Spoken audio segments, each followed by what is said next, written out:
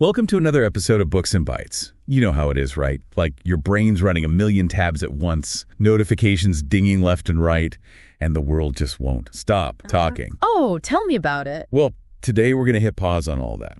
We're diving deep into The Power of Silence by Cardinal Sarah. Before you think this is going to be some dry theological lecture, think again. Yeah, we're talking about a seriously radical idea here, that real power, like deep transformative power, doesn't come from all the noise and commotion. It comes from the quiet. And we're not just talking about turning down the volume on your phone either. This goes way deeper. Absolutely. We're going to unpack how embracing silence can completely rewire your understanding of spirituality, unlock inner peace that you didn't even know you were missing, and maybe, just maybe, give you a secret weapon to navigate this crazy world we're living in. So buckle up. This deep dive might get a little quiet, but trust us, it's going to be anything but boring. So this idea of a dictatorship of noise, where do we even begin with that? Well, it's kind of like what we were just talking about, right? The constant racket of modern life, all the beeps and buzzes and pings. But, Cardinal Sarah takes it a step further. He's talking about the internal noise, too. Like the mental chatter, right? The anxieties, the to-do list that just keeps swirling around in our heads. Exactly. It's like our brains are stuck on fast forward, and it never really stops. And all that stimulation from both inside and out, it's got to be taking a toll, right? Oh, absolutely. I mean, how are you supposed to think deeply or connect with anything meaningful when you're constantly being bombarded from all sides? It's like trying to have a conversation at a rock concert. You can barely hear yourself think.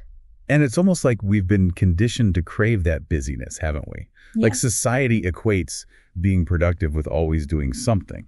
Yeah, there's this whole culture of go, go, go, and silence is seen as like unproductive or wasteful. Which is crazy because if you think about it, some of our most profound moments happen in silence.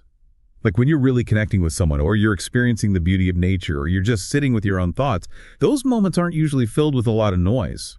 And that's where Sarah flips the script completely.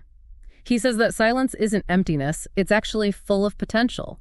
It's a space where you can finally hear that still, small voice that Elijah heard in the Bible. That's such a striking image. It wasn't a booming voice from the heavens, it was a whisper.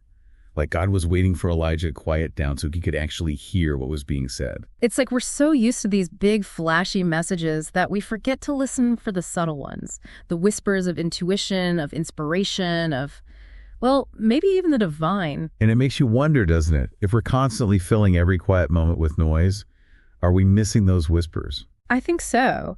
And it's not just an Old Testament thing either. Jesus was always going off to be alone.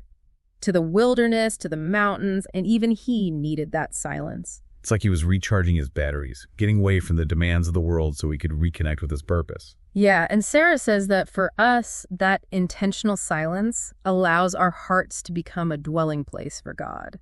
A space where the divine can actually take root and grow. Because if we don't have that quiet space, that inner sanctuary, then our faith, our connection to something larger than ourselves, it can become pretty superficial, can't it? Yeah, it's like we're just going through the motions, checking the boxes, but not really experiencing the depth of what it means to connect with something beyond ourselves.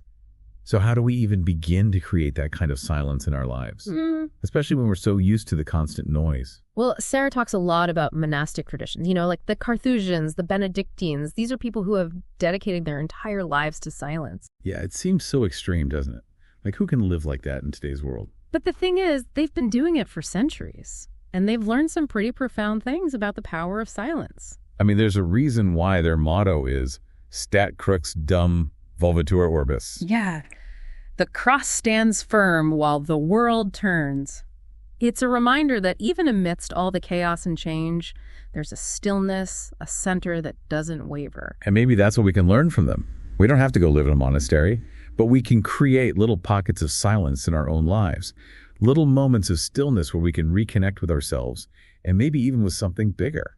I think silence also plays a really important role in those big moments of life, the ones where words just don't seem to cut it. Oh, absolutely. Like when you're dealing with grief or loss or intense joy even. Sometimes silence is the only language that makes sense. Yeah, and Sarah talks about how he's witnessed people at the end of their lives finding so much peace in silence, like they've let go of all the noise and the striving, and they're just present in that moment. And he also talks about the silence of Jesus on the cross. It wasn't a sign of defeat, it was a sign of surrender, a profound trust in something beyond human understanding. It's powerful, isn't it? How sometimes the most profound expressions come through silence. And that brings us to the role of silence in worship. Cardinal Sarah is pretty outspoken about his concerns with the increasing noise and spectacle in modern liturgy. Yeah, he sees it as a distraction from the true purpose of worship, which is to connect with the divine, to experience that sense of awe and reverence. And he points to traditional forms of worship where silence is intentionally integrated, like a form of adoration, a way of creating space for a real encounter with the sacred. It makes you think about your own experiences, doesn't it? Yeah. How does the presence or absence of silence shape your connection during spiritual practices, whether it's prayer, meditation, or even just taking a walk in nature? It's interesting, Sarah also presents this idea of silence as a kind of weapon against evil. Yeah, he argues that evil thrives in noise and distraction. It keeps us from thinking critically, from examining our own hearts and motivations. And he connects this to the constant bombardment of consumerism and media. Like, we're so busy consuming that we don't have time to think about what we're actually consuming. And in that sense, silence becomes a form of resistance. It's a way of reclaiming our inner space, of creating a sanctuary where we can connect with our values and make choices that are aligned with our deepest truths. So if we buy into this idea that silence is important, how do we actually start to cultivate it in our lives? I mean, realistically, most of us can't just drop everything and go live in a hermitage. Well, the good news is Sarah offers a bunch of practical suggestions, and they're surprisingly doable. Like what? Give us the good stuff. Well, he talks a lot about limiting screen time, which, let's be honest, is probably good advice for all of us. Yeah, I think we could all benefit from unplugging a little more often. He also suggests spending time in nature. It's pretty hard to be bombarded with noise when you're surrounded by trees and birdsong. And what about practices like meditation and prayer? Those seem like obvious ways to cultivate silence. Definitely. Anything that helps you turn your attention inward and quiet the mental chatter is going to be beneficial. And even just incorporating little moments of silence throughout the day can make a difference, right? Absolutely. Like taking a few deep breaths before you start work, or being fully present while you're eating a meal, or just sitting in silence for a few minutes before bed. And maybe the most important thing is learning to really listen. Not just to others, but to ourselves. Because true listening requires a certain level of inner stillness. You can't really hear what someone is saying if you're busy formulating your response in your head. So for you listening right now, what's one small step you can take today to invite a little more silence into your life? It doesn't have to be a huge thing, just something simple. Maybe put your phone on silent for an hour, or take a walk without your headphones. You might be surprised by what you discover. So, to sum up our deep dive into the power of silence, Cardinal Sarah makes a pretty compelling case for the importance of quiet in our increasingly noisy world.